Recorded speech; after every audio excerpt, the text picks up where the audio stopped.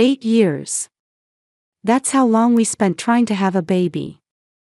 How many times did we cycle through hope and disappointment in that infertility clinic waiting room?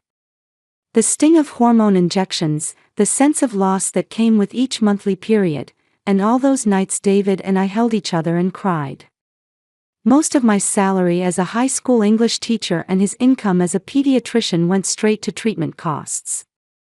One morning, David said quietly, "Jess, isn't this enough?" There was something in his eyes beyond exhaustion, not resignation, but a kind of resolve toward a new path. After a long silence, we gripped each other's hands tight. And we decided to adopt. The adoption process turned out to be more complicated than we'd expected. Mountains of paperwork, interview after interview, home visits, and then getting put on the waiting list. Still, we didn't give up hope. We converted one of the rooms into a nursery and repainted the walls a soft cream color. On weekends, David would go from furniture store to furniture store, picking out a little bed and a toy box. I bought armfuls of picture books at the bookstore. Then last spring, the day finally came. We got a call from the state foster care facility about a 3-year-old girl. Her name was Lily. According to the caseworker, her parents had died in an accident and there were no other relatives who could take her in. I still remember that first meeting vividly. A little girl in a pink dress that was slightly too big for her small frame, her brown hair tied in 2 ponytails, stood there holding a staff member's hand. When those big eyes looked up at us with such worry, my heart was made up. I wanted to protect this child. During the adoption process, Lily's health examination was just basic: height, weight, vaccination records checked. The facility's policy was supervised visits with the child fully clothed, with detailed physical exams to be done after bringing her home. At the time, we were so eager to bring our daughter home that we didn't worry about the details. Lily's records were incomplete. A copy of a birth certificate, minimal medical records, and just her life records from the facility. There was hardly any information about her past. But the staff said this wasn't unusual. It happened all the time with children rescued from terrible situations. The first night we brought her home, I gave Lily a bath. Her small body was thin but looked healthy. Watching her play with the shampoo bubbles, I almost started crying. The scene I'd dreamed of for so long was finally real. A year went by. Lily adjusted to us remarkably fast. The joy I felt when she said, "Good morning, Mama," in that little voice on her first morning, there are no words for it. David loved our daughter so much. He had a lot of night shifts, and he regretted not being able to spend much time with her on weekdays, but on his days off he always took her to the park, pushed her on the swings, and played in the sandbox with her. Lily was friendly and cheerful. Even her preschool teacher said, "She's such a sweet child, always smiling." She made friends right away. Every morning when she hugged me goodbye at the front door, I felt truly happy. I could believe that 8 years of suffering had been for this smile. At dinner time, Lily would excitedly tell us about her day at preschool. David would crack jokes and the 3 of us would laugh. When I read her bedtime stories, Lily would fall asleep peacefully in my arms. What more could I want? We had finally become a complete family. At least, until that night. It was a Monday evening when David came home earlier than usual. I looked up in surprise when I heard the front door open. He was normally at the hospital until after 8. His work as a pediatrician kept him busy, and when emergency patients came in, sometimes he couldn't get home until late at night. "All my afternoon appointments got cancelled today," David said with a tired smile. "Got to come home early for once." Lily, who'd been coloring in the living room, ran over happily. "Daddy, you're home." Her little arms wrapped around his legs. David picked up our daughter and kissed her forehead. "I'm home, princess." How was preschool today? I drew flowers in art class. The teacher said I did a good job, Lily said, her eyes shining. David loosened his tie while listening to her story. I kept working on dinner in the kitchen. Tonight's menu was Lily's favorite, chicken braised in tomato sauce with salad. A savory smell was drifting from the oven. On the dining table sat a pile of student essays that needed grading. They were assignments from my senior class that I had to return by the weekend. Hey, Jess, David poked his head into the kitchen. I'll give Lily her bath tonight. You look busy. I was surprised for a moment. Bath time was almost always my job. Partly because David got home late, but it had just become our natural routine. This might be the first time he'd ever bathed our daughter. Really? That would help. I need to finish grading these by tomorrow. Leave it to me. Time for Dad to step up, David said with a wink, heading back to the living room. Lily, it's bath time. Want to take a bath with Daddy? Yay! Bath with Daddy. Lily tossed aside her coloring book and jumped up happily. I could hear their footsteps going upstairs. Lily's laughter echoed through the house. I sat down at the dining table and picked up my red pen. Outside the window, the autumn evening was quietly deepening. Lights were beginning to come on in the neighboring houses. A peaceful residential neighborhood on an ordinary Monday night. I had no way of knowing yet that this calm moment would change our lives forever. From upstairs, I could hear the sound of running water. David must be filling the tub. I could hear Lily's cheerful voice too. Daddy, make lots of bubbles.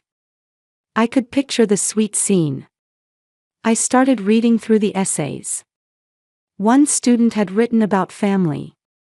She'd laid out her honest feelings about experiencing her parents' divorce. Families come in all forms. There's no such thing as a perfect family anywhere. But I believed that if people cared for each other, that's what made a real family. The kitchen timer went off. The chicken must be done. I stood up, put on oven mitts, and took out the dish. Steam rose up, spreading the scent of tomatoes and herbs. In about 30 minutes, the three of us would be sitting around the dinner table. From upstairs, I could still hear Lily and David's voices. Daddy, look. I made a mountain with the bubbles. That's great. Now let's wash your back. Peaceful conversation. A casual moment between father and daughter. I returned to the table and looked at the next essay. But somehow I couldn't concentrate. There was no particular reason. Just a vague anxiety deep in my chest. An unexplainable premonition. Maybe it was a mother's intuition. Or maybe it was just my imagination. I looked at the clock, it was past 6:30. Lily should be getting out of the bath soon.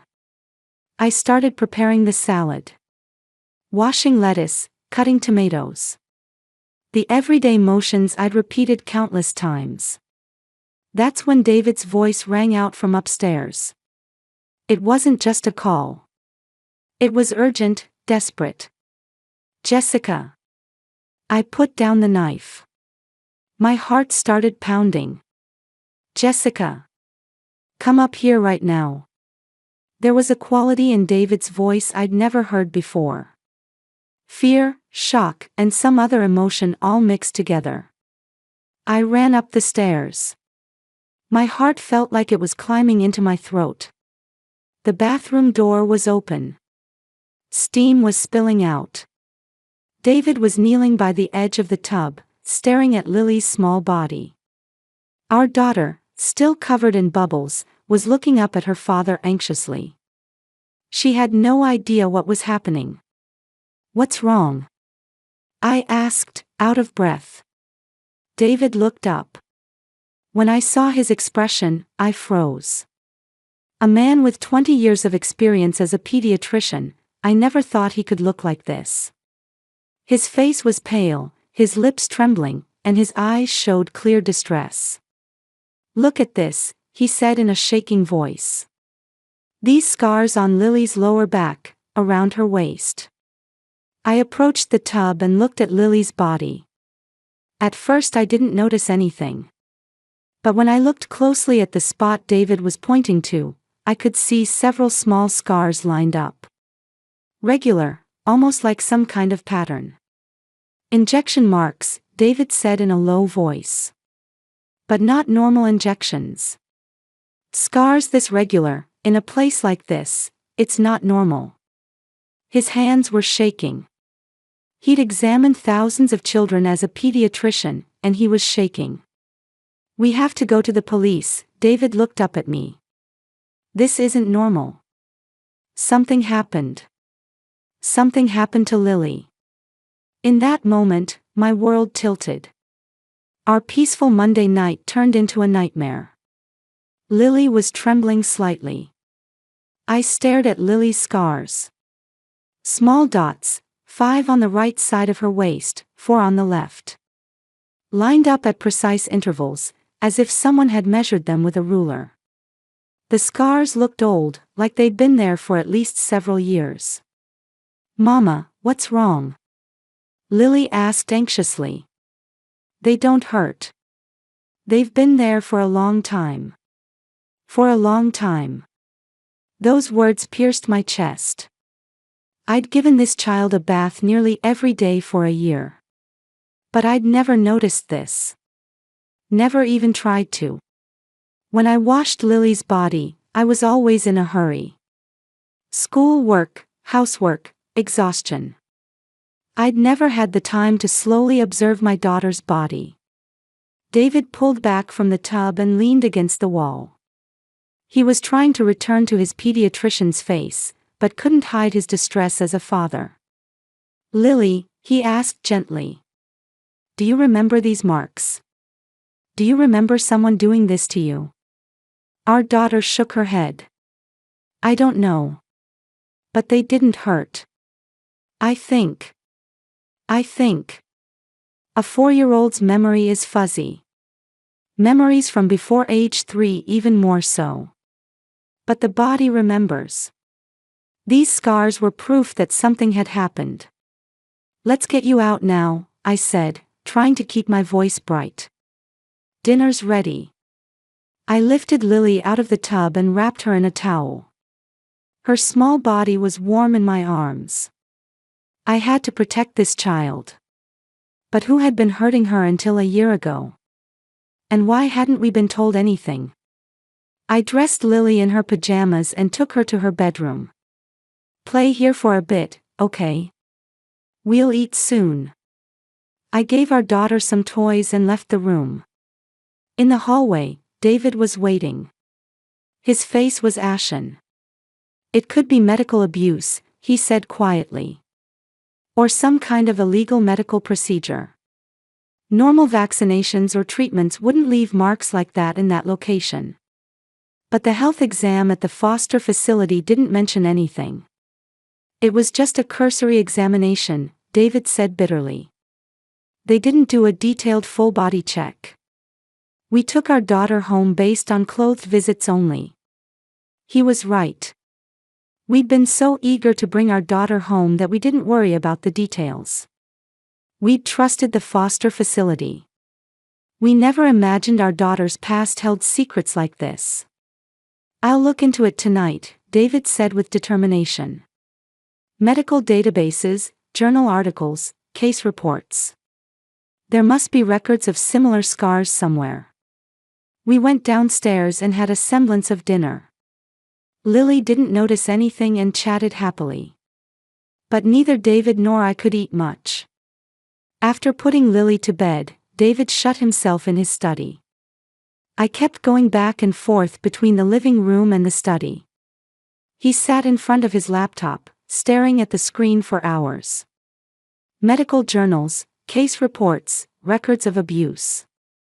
Around 1 in the morning, David came out of the study. His eyes were bloodshot, deep exhaustion etched into his face. I found it, he said in a trembling voice. There are reports of similar scars in several cases. What kind? Regular administration of sedatives, David said, choosing his words carefully. Cases where children were repeatedly injected with drugs over long periods to keep them docile. Abuse, confinement, or... He paused. Human trafficking. At those words, I felt like I couldn't breathe. Lily's records were incomplete, David continued. The birth certificate, medical records, everything was vague. We didn't worry about it. But what if? What if there was a truth about Lily's past that we should have known? Let's go to the police tomorrow, I said. She needs to be examined by specialists. David nodded. Yeah. But Jess, he gripped my hand. We don't know what's going to happen. If there's something major in Lily's past. No matter what happens, we'll protect our daughter, I said firmly. Lily is our daughter. That night, I barely slept. I checked on Lily's room over and over. Our daughter slept peacefully.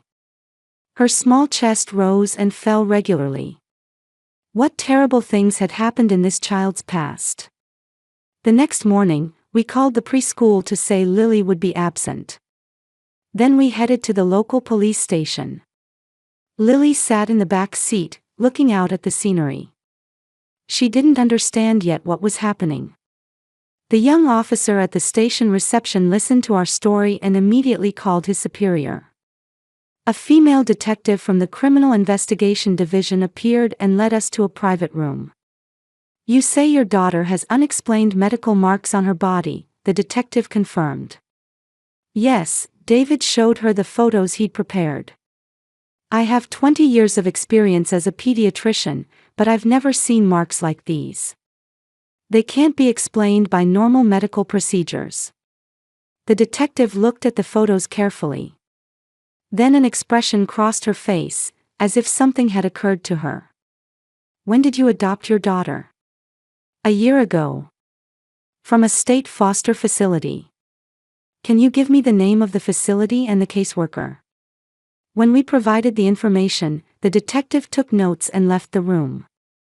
About 10 minutes later, she returned. This time with another detective. There's something we need to confirm with you, the older detective said with a serious expression. Can you describe your daughter's physical characteristics in detail? Height, weight, and any distinctive features. We answered. Lily's height, weight, hair color, eye color. And the small birthmark on her left ankle. The two detectives exchanged glances. Please wait a moment, the older detective said, leaving the room. While we waited, time felt eternal. David's hand gripped mine tightly. Lily was looking at the picture book we'd brought, but kept glancing up at us anxiously. 30 minutes later, the detective returned. Looking at his expression, I understood. Something major was about to be revealed. There's something we need to tell you, the detective took a deep breath. We cross-referenced your daughter's photo and characteristics with the National Missing Persons Database. My heart pounded violently. We found a match, the detective said quietly. A girl who went missing from the neighboring state 3 years ago. She was 18 months old at the time. Her name is Emma Thompson. The world stopped. We'll need DNA testing, the detective continued. But the physical characteristics, age, and the location of those scars. Everything matches. It took 3 days for the DNA test results to come back. Those 3 days were the longest, most agonizing time of my life. The police proceeded carefully with their investigation. They compared the saliva sample taken from Lily, no, Emma, with the DNA samples from the parents that had been kept from the missing person case. We were ordered to stay home. We weren't even allowed to send Lily to preschool. Our daughter knew nothing. She seemed to notice that Mama and Papa were gentler than usual and somehow sad, but didn't know why. I hugged our daughter over and over, enduring the fear that the warmth in my arms might soon be lost. David took time off work. We repeated the same conversation over and over. What if she really is Emma? What if she was kidnapped? What if her real parents are alive? On the afternoon of the third day, the detective called. The results are in. Can you come to the station? In the police station conference room, we sat across from two detectives. Lily was in another room, playing with a female officer. The DNA test came back positive, the older detective said.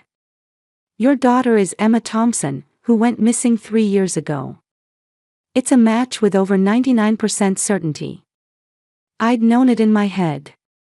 But actually hearing it in words brought the weight of reality crashing down. The biological mother is, the young female detective continued, Sarah Thompson, 38 years old. She's been searching for her daughter for 3 years. 3 years. Those words stabbed my chest. Let me explain the case. The detective opened a thick file.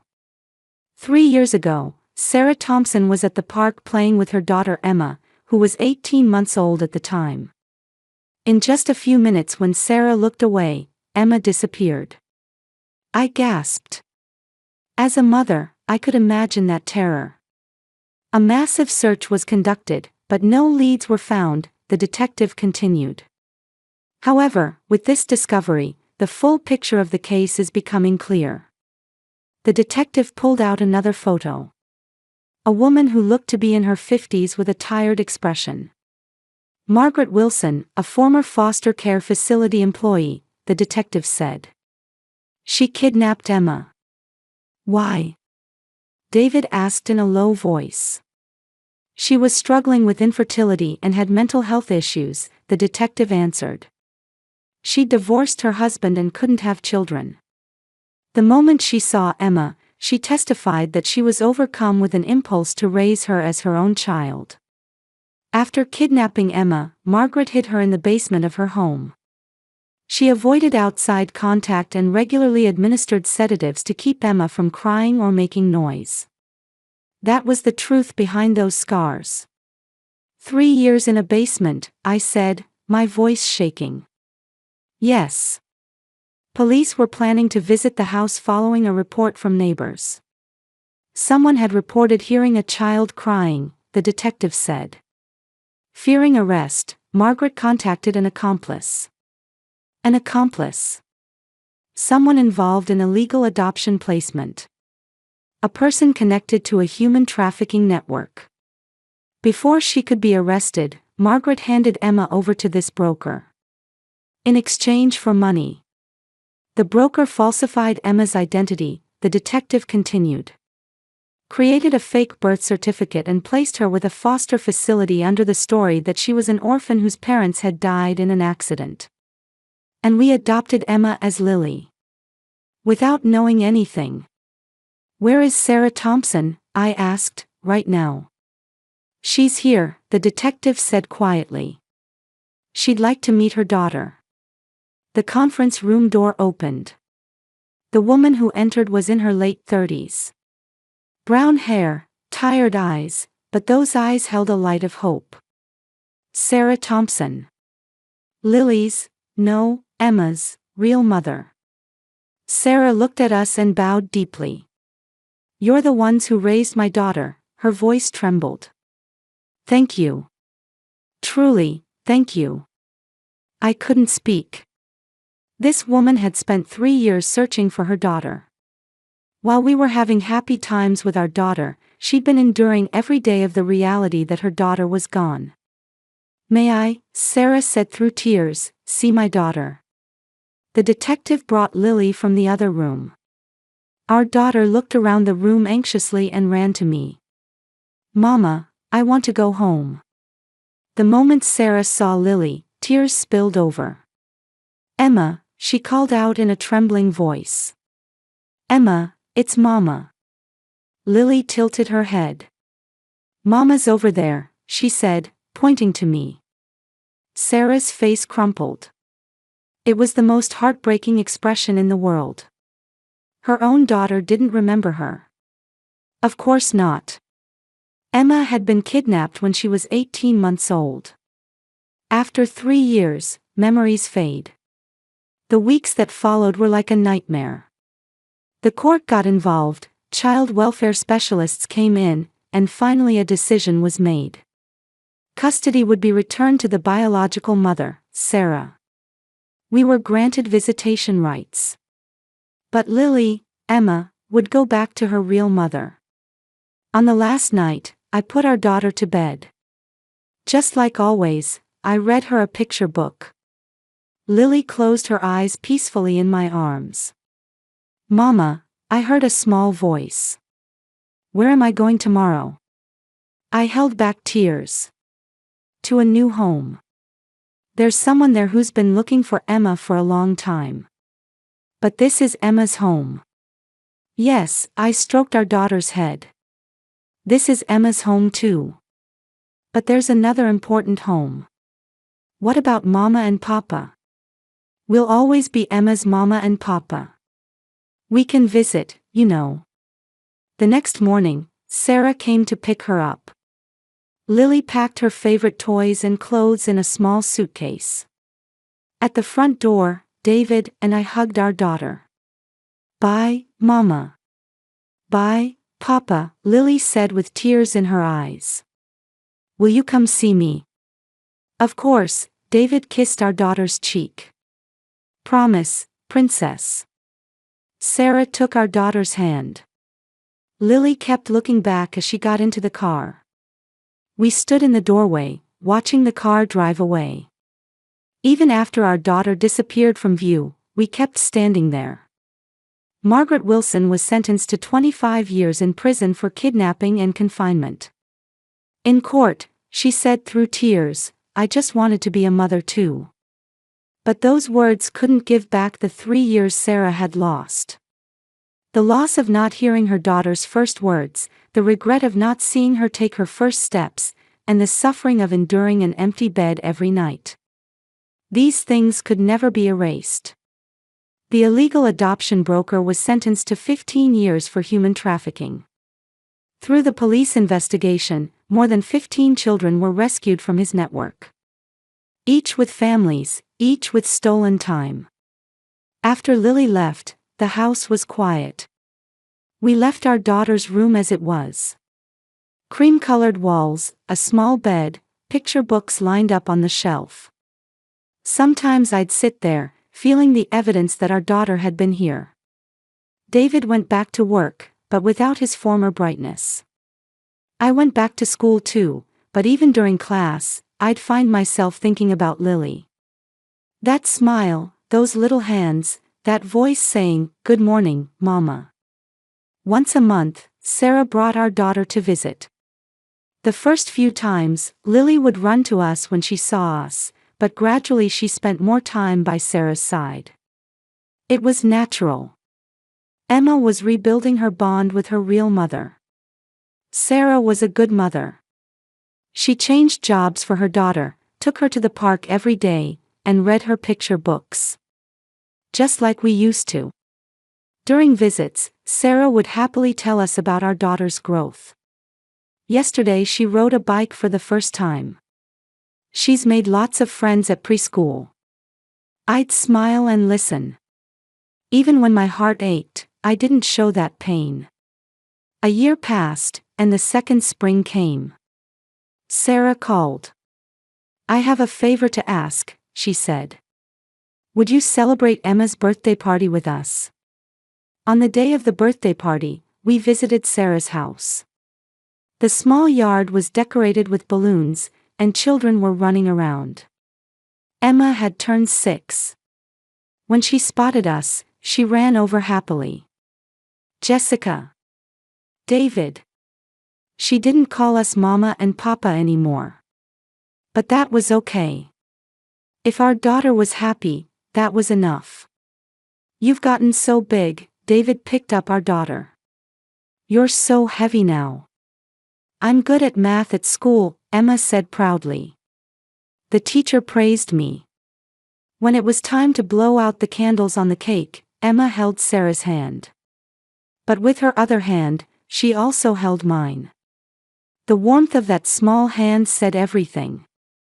After the party ended, Sarah stopped us. I'm grateful to you both, she said with a serious expression.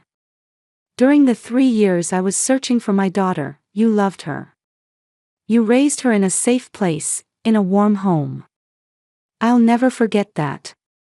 We're the ones, I said, who should be grateful. Raising Lily, Emma, is our treasure. Sarah smiled.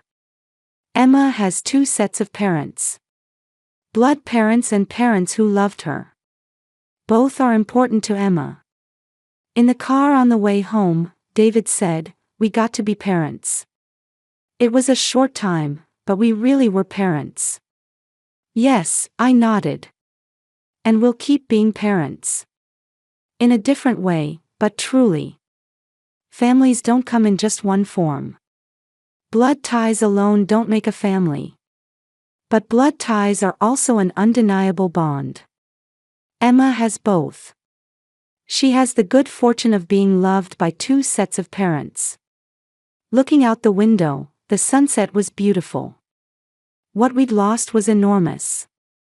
But we'd gained something too. We learned what it truly means to love. That letting go is sometimes a form of love. And even though Emma doesn't call us Mama and Papa anymore, in our hearts, that child will always be our daughter. Family isn't about the length of time spent together, but about the place in your heart. That's what we learned.